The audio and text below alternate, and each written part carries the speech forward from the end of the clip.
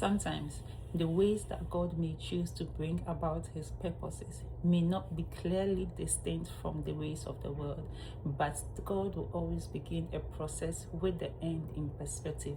Consider how he chose Rahab, a prostitute, and later she was listed as a person of faith in Hebrews chapter 11.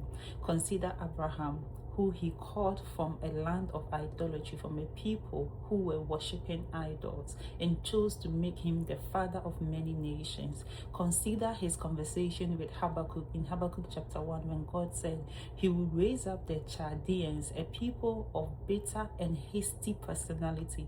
He chose to raise them up to occupy places that were not theirs.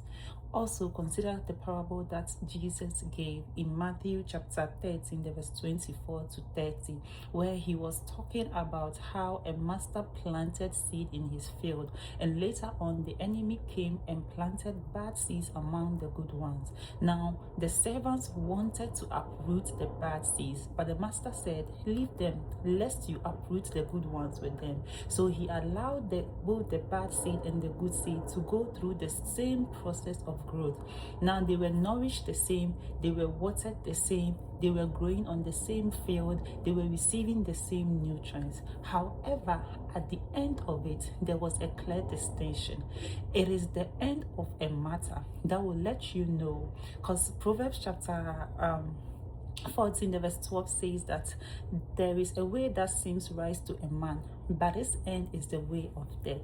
The enemy can mimic the ways of God, but no matter whatever he mimics cannot yield the same results as someone who is working with the seed of God.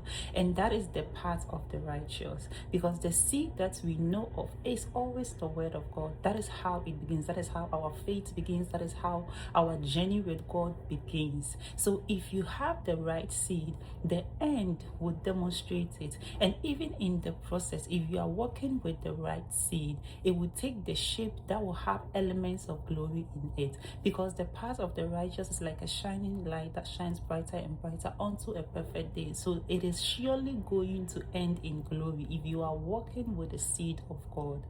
Now the master told these servants in the parable of the wheat and the tares that at the end of it, when they are harvesting, they will know which ones were the bad seed that the enemy planted, and they will bundle them up and cast them out.